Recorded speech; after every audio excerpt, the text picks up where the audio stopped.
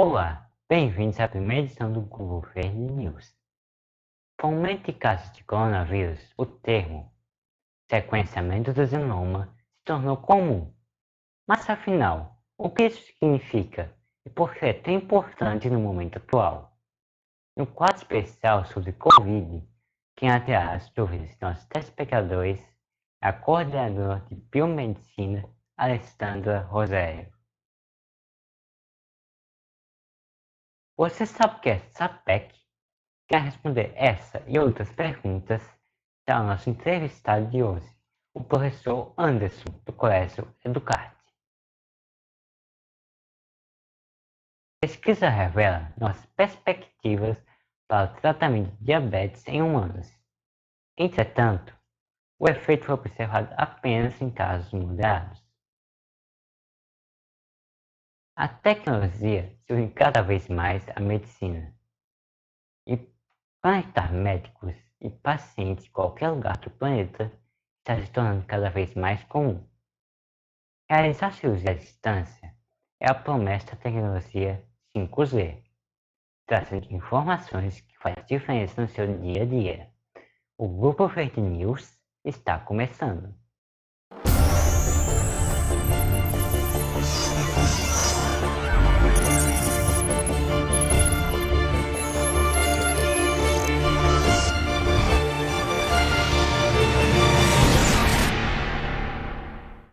Boa tarde. O 5G promete mudar radicalmente várias atividades do dia a dia, e as cirurgias à distância podem se tornar uma realidade. Confira na matéria de Renato Santino, edição Warrison Lacerda.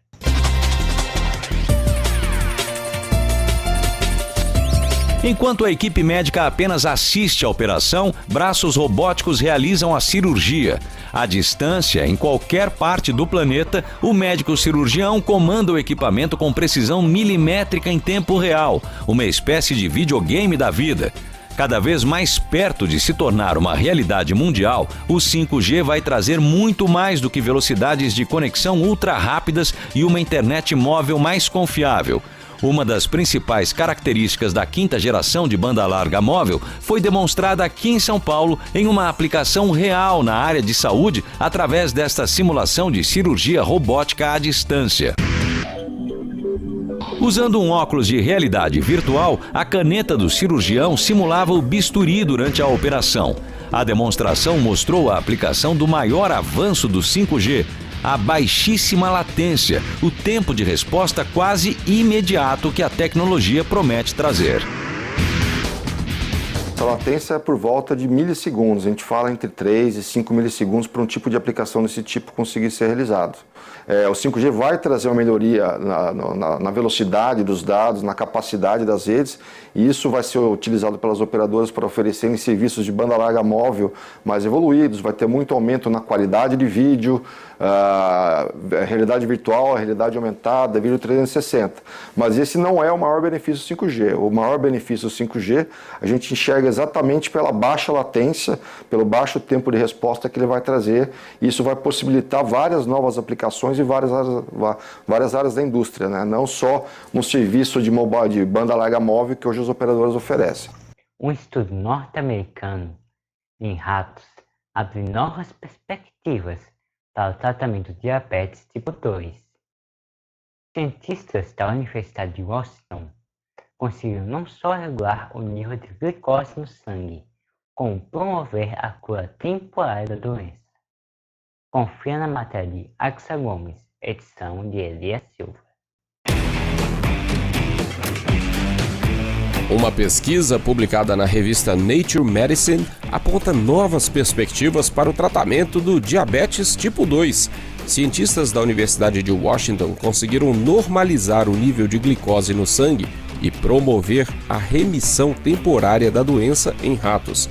No estudo, uma dose de FGF1 foi injetada no cérebro dos roedores. Essa proteína está relacionada ao fator de crescimento de fibroblastos. Segundo os pesquisadores, a doença se torna indetectável quando essa proteína se junta aos receptores cerebrais relacionados ao crescimento desses fibroblastos. Isso faz com que o organismo restaure os níveis normais de açúcar no sangue. Agora, os cientistas querem compreender os mecanismos que respondem a esse estímulo hormonal. A partir disso, poderão identificar e caracterizar os circuitos cerebrais, para então desenvolver uma terapia voltada para o tratamento em seres humanos.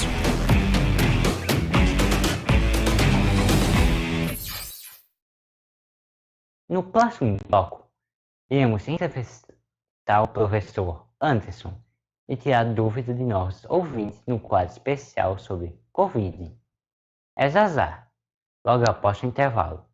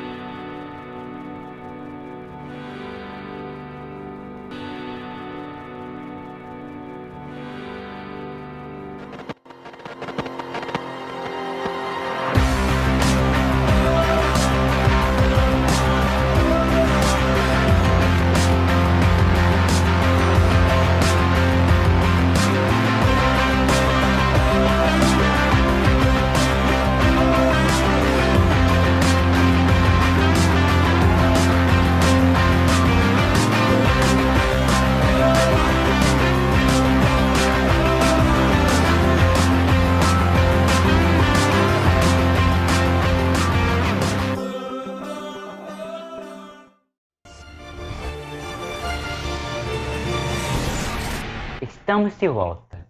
Eu estou aqui acompanhando com vocês a estação do ar Torres de Melo. A ciência é muito boa. Vou até pedir para a nossa produção deixar mais informações no nosso Instagram. Esse aí que está aparecendo no cantinho da tela.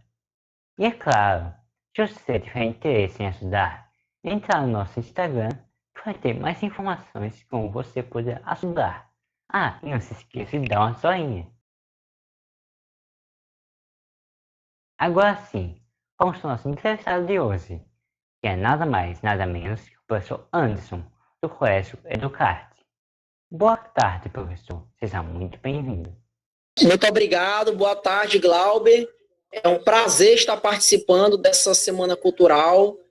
Hoje, que é segunda-feira, dia 21 de setembro, tá bom? Então, é um prazer estar participando desse momento e fazer parte dessa história. E dessa equipe tão maravilhosa que é o Grupo Verde e que está com um tema muito legal, que é a biomedicina. Chegou aqui na nossa redação a informação de que hoje aconteceu a abertura da SAPEC. É isso mesmo, professor? Glauber, a SAPEC, ela começou agora pela manhã, tá certo? E aí teve a abertura, teve algumas provas que foram detalhadas para os alunos através do edital, tá certo? Então tivemos aí algumas provas durante a manhã e foi maravilhoso esse momento da manhã. E durante o restante da semana, Glauber, nós vamos ter muitas e muitas outras novidades, tá bom? E aguardem que vai ter novidades aí durante o resto da semana. Quais os principais eventos que vão ocorrer durante a SAPEC? Glauber, os principais eventos, nós temos a Feira de Ciências, que vai ser no último dia, vai ser na sexta-feira, dia 25 desse mês, dia 25 de setembro, sexta-feira agora, nós vamos ter a Feira de Ciências, que vai trabalhar vários temas, várias experiências com conteúdos, com temas modernos, tá bom? Dentre eles, nós temos, por exemplo, o mini gerador de energia eólica, que é um gerador que utiliza, Glauber, as transformações em energia, né? A gente consegue mostrar que a energia é uma grandeza, que ela não pode ser criada e destruída, apenas transformada. Então, temas muito atuais, por exemplo, que caem no Enem, por exemplo, estão sendo abordados os experimentos científicos, e isso é uma maneira dos nossos alunos aprenderem os conteúdos de uma forma interativa, ou seja, na prática, tá certo? Além da Feira de Ciências, Glauber, nós temos também a Feira do Conhecimento, também que vai ocorrer, onde as turmas vão apresentar subtemas dentro do tema geral da Feira da Semana Cultural, que é a ciência a serviço da vida. Por exemplo, o Grupo Verde, que é o grupo desse telejornal, vai trabalhar com a biomedicina, e na Feira do Conhecimento vai ser mostrado tudo sobre essa profissão maravilhosa que é a biomedicina. Então, vai ser mostrado sobre o mercado de trabalho, qual é o campo de atuação da biomedicina, tá bom? Quais são as novas linhas de pesquisa que a biomedicina ela tá entrando, tá bom? Por exemplo, nós temos a parte da biologia que se mistura com a física quântica, e tudo isso daí a biomedicina pode estar estudando, tá bom? Então, a biomedicina ela pode estar atuando junto com médicos, junto com farmacêuticos, junto com enfermeiros, tá certo? Então, toda a área da saúde, a biomedicina pode estar atuando, além também da parte laboratorial. Tudo isso vai ser abordado na Feira do Conhecimento. Vamos ter também paródias, Glauber. Vamos ter também o show de talentos dos familiares, tá certo? Nesse show de talento, os familiares vão apresentar um vídeo com um show de talentos surpresa, tá bom? Que vai ser o show de talentos do Grupo Verde, é uma surpresa. Só dou uma dica para vocês, vai ser uma música, tá bom? Infelizmente, nossa entrevista chegou ao fim. E fica nosso agradecimento ao professor Anderson pela entrevista e à Escola Educarte pela iniciativa. Parabéns. Então, Glauber, foi um prazer, né, participar desse momento. E, assim, eu queria só deixar bem claro aqui para vocês que esse evento, né, ele está sendo muito bem coberto pelo Grupo Verde, tá certo? O grupo da biomedicina. E qualquer novidade, podem contar comigo se precisarem de mais algum momento que eu possa ajudar, que eu possa participar. Eu estou à disposição de vocês, tá bom? Da equipe Verde, do telejornal. E se precisarem da minha contribuição, de mais alguma coisa, estou à disposição.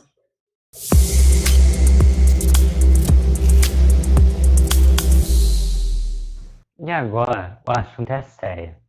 Esse tal de coronavírus que está tirando o sossego de muita gente. E a nossa participante, Lívia, estudando o 8º ano no Colégio Educarte, pergunta: o vírus fica no cabelo se alguém espirra nas proximidades? Antenada está Lívia, né? Quem vai responder é a Alessandra Rosério, coordenadora de Biomedicina. Tudo vai depender do quão próximo essa pessoa estiver de você. As pessoas contaminadas com o novo coronavírus, elas, ao falar, tossir e espirrar, liberam partículas desse vírus juntamente com as gotículas de saliva e de muco. Essas gotículas têm a tendência a cair no chão, caso não encontre nenhuma barreira. Mas se você estiver muito próximo dessa pessoa, essas gotículas vão contaminar não apenas os seus cabelos, mas também a sua pele e a sua roupa. Por isso, a prática do distanciamento social ela é tão importante para evitar que você se contamine com essas partículas. O vírus ele tem uma capacidade de sobrevida em suspensão no ar de algumas horas e em algumas superfícies de até dias, mas não existem estudos que demonstrem com clareza por quanto tempo o vírus sobrevive nos cabelos humanos. Sabe-se que a melhor forma de inativação do vírus é o uso de água e sabão. Por isso, recomenda-se a lavagem dos seus cabelos com frequência utilizando o seu shampoo de preferência. Daqui a pouco vamos conhecer do que se trata o termo sequenciamento de genoma. É rapidinho, logo após o intervalo.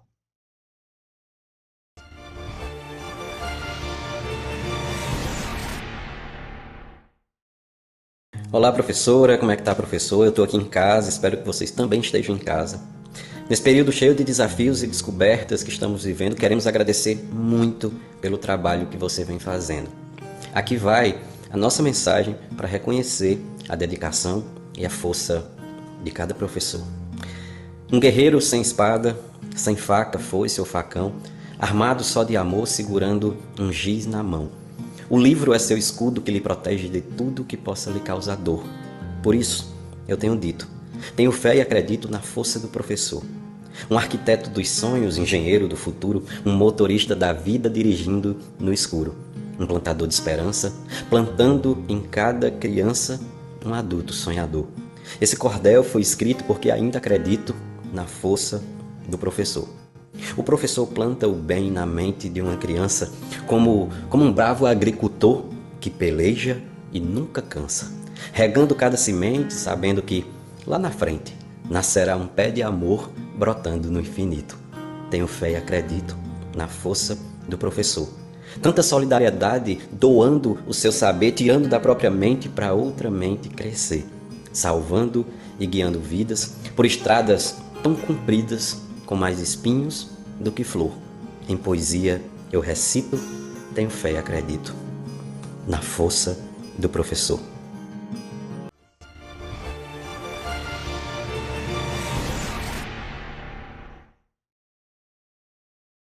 O assunto agora é sequenciamento do genoma. Com a chegada do novo coronavírus, a esperança dos laboratórios para o dia a dia de todo mundo. Mas afinal, o que é esse tal de sequenciamento de genoma? E por que é tão importante na luta contra a pandemia do Covid-19? Confira na matéria de Roseli Andrew, edição Warrison Lacerda.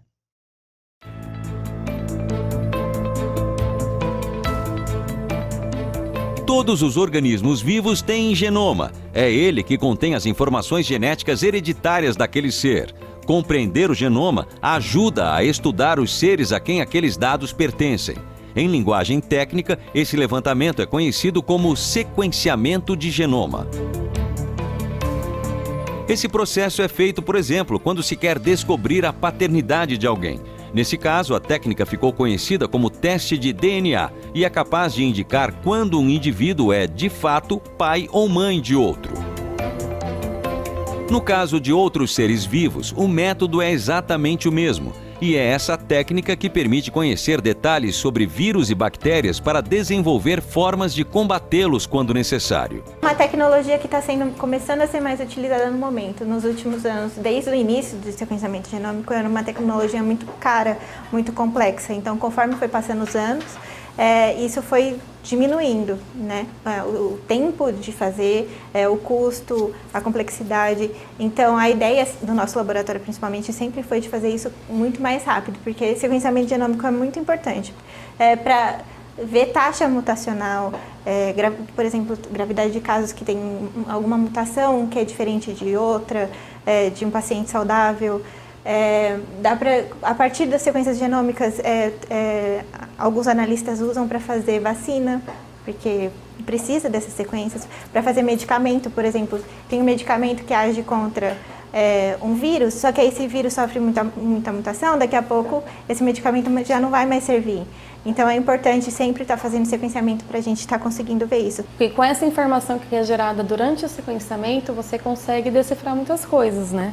Você consegue, com o compilado desses dados, você pode entender como que o micro-organismo, né, o vírus, ele consegue se disseminar na população. Você consegue também identificar fatores de virulência, se ele vai se tornar mais infectante ou não, ou causar algum outro, se tem alguma mutação que pode causar algum problema severo, né, na população. Você consegue também, com mais dados ainda, você consegue também talvez ajudar a produzir uma vacina, mas essa produção ela é bem longa. Você consegue também ajudar em tratamentos, medicações, você consegue avaliar se o paciente, por que o paciente não conseguiu responder a tal medicação, ao tal tratamento. Então, o sequenciamento genético é importante para tudo, ele responde muita coisa.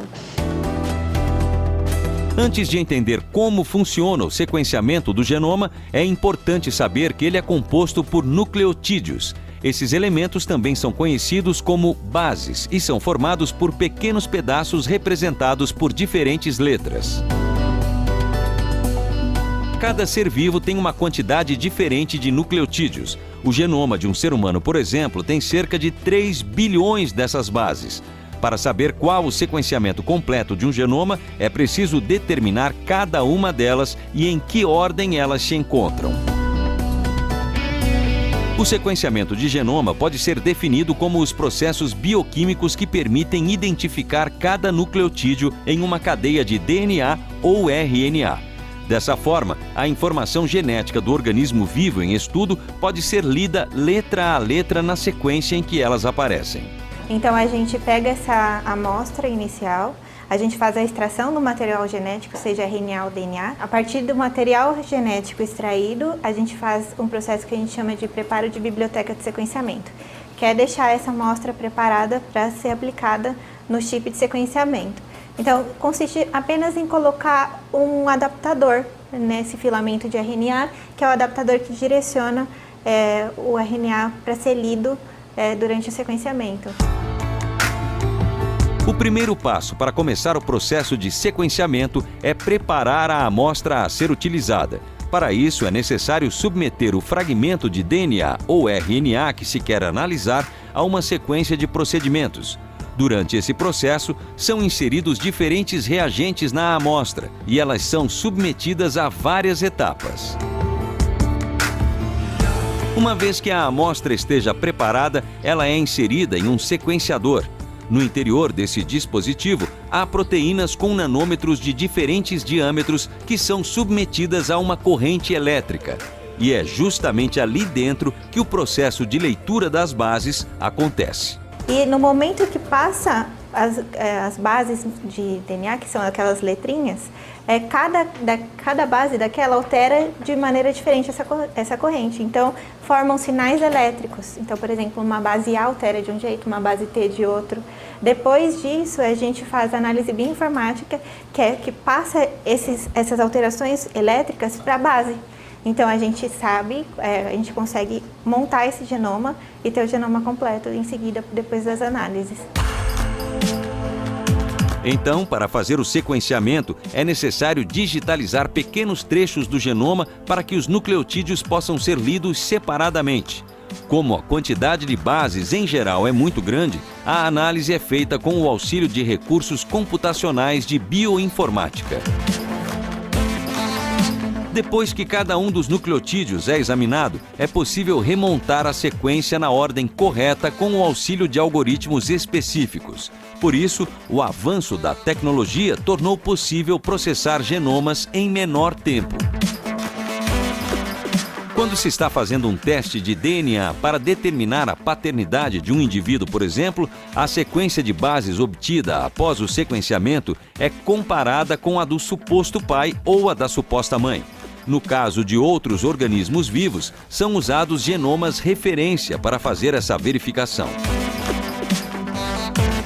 Depois que o sequenciamento de genoma é concluído, há várias aplicações possíveis. No caso do ser humano, por exemplo, as informações podem ser usadas para determinar possíveis alterações genéticas.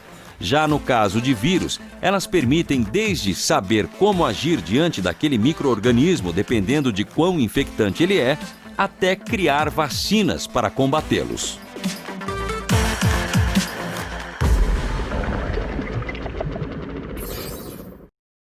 E chegamos ao fim desta edição. Espero que você tenha gostado. Tenha uma boa tarde e até a próxima.